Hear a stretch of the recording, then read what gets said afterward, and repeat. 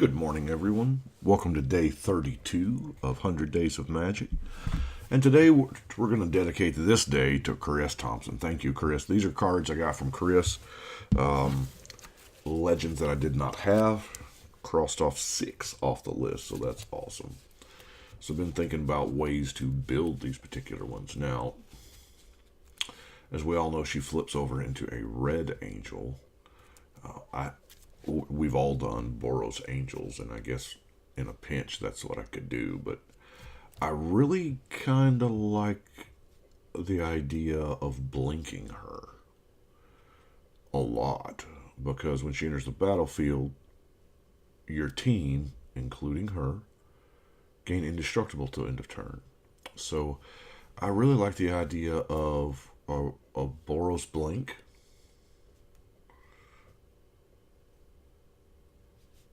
And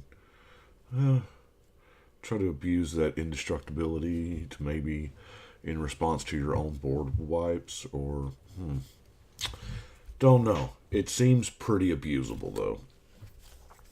I didn't exactly play standard at the time she was in there, so the nuance of her I don't have entirely figured out. But 8.5 tails.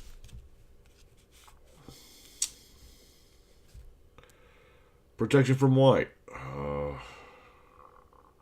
he's a 2-mana 2/2.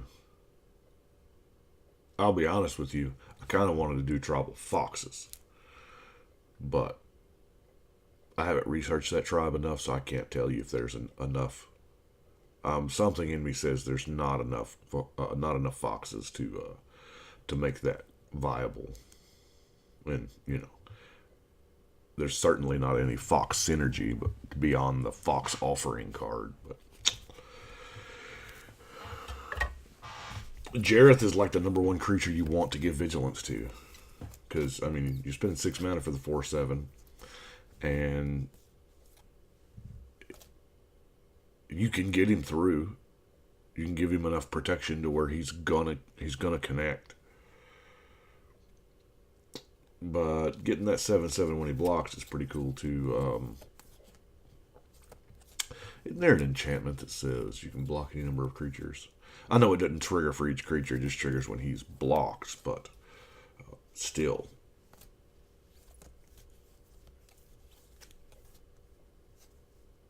He could block. No, 100-handed one's got it's a creature written on the card. That may be something there. A vigilance themed deck. I think we're all sick and tired of cat tribal.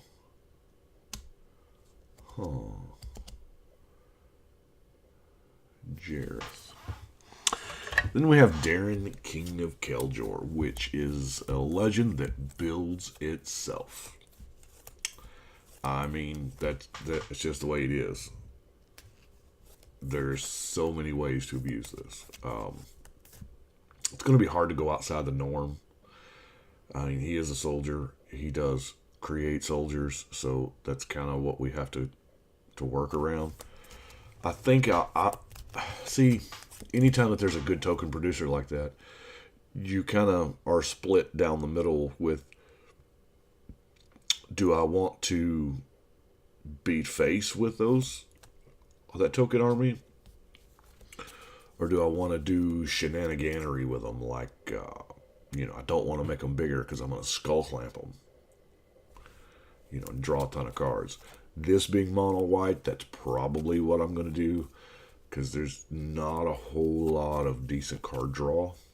So, skull clamp being a good repeatable card draw engine in this deck.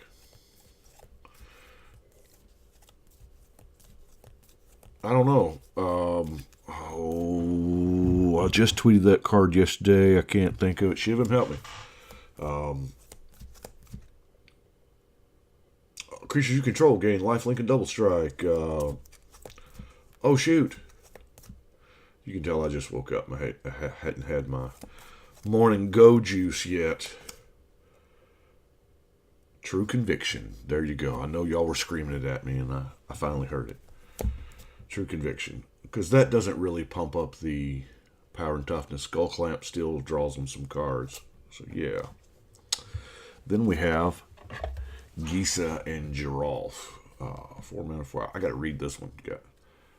When it enters the battlefield, put the top 4 cards of your library into your graveyard. During each of your turns, you may cast a zombie creature card from your graveyard. Well, how about another one that builds itself? This is probably a pretty popular commander. Since I haven't owned it, I haven't ever tried to build it or research it or nothing. But I would imagine this being in a normal set. This is probably the go-to for blue-black zombies. There's a couple different ways you can go with this. You can do the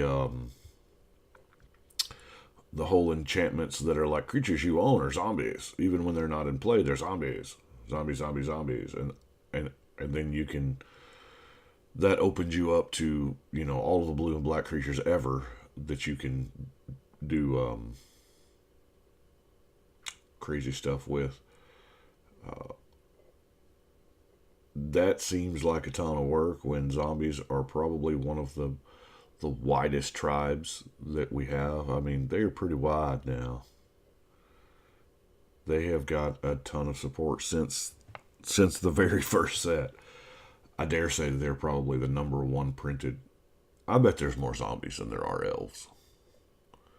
Because of places like Innistrad and Amonkhet that really specialized in zombie but not elf. I'll bet zombies the number 1 populated tribe. Yeah. And then Rashmi, Eternity's Crafter. Now, there was some theory when this card was it first came out that this was because the name is an anagram of Mishra. I don't know what the theory is, but I know the name is the anagram of Mishra, and everybody was like, this is Mishra, this is Mishra. And you know what? It very well could be. Kaladesh did seem like, a dream to Phyrexia. I don't know. Whenever you cast your first spell each turn, reveal the top card of your library. If it's a non-land card with converted mana cost less than that spell, you may cast it without paying its mana cost.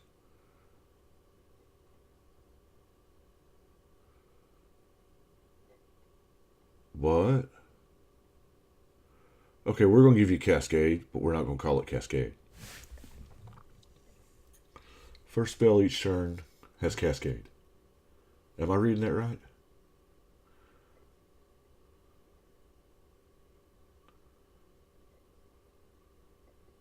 Huh, yeah.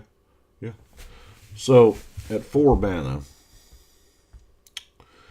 I think you want to get her out very quickly. Now, you could...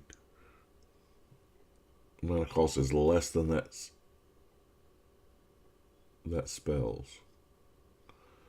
Huh.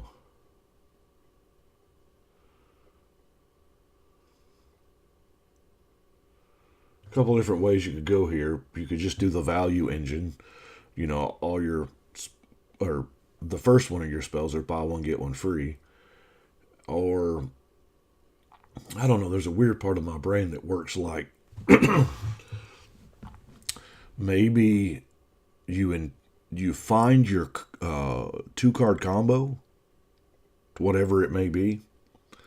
You find your 2-card combo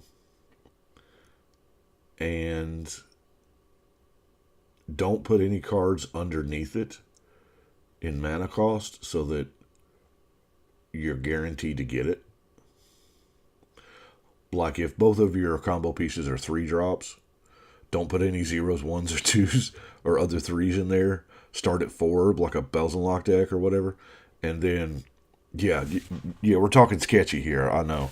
And then when you cast a 4, you're guaranteed to get one of those 2. Even better if you've got a 4 and a 3. Or probably the more likely scenario is a 2 and a 3. because that way it could actually happen a little quick. I don't know. There that seems like a big ask too. It does.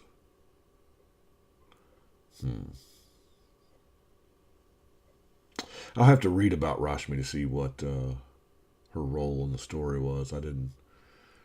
Don't remember her actually in the story. So those were the 6 cards that Thompson got me. I do appreciate it, Chris, very much. That list is dwindling down now, and my to be used general binder is filling back up because it was getting slim pickings there. I'm not gonna lie. We are at today's February 1st. Wow, we made it through January, fam. Whew. It was rough. And we're about 15 days away from MF in Memphis. So I will be there. I wasn't, you know, wasn't exactly sure what decks I'm going to bring, probably. If any of y'all are there, we'll meet up, play, assuming there's a, spare table somewhere. I know they can get crowded. But anyway, appreciate y'all watching, and I got to go to work, so we will see y'all tomorrow.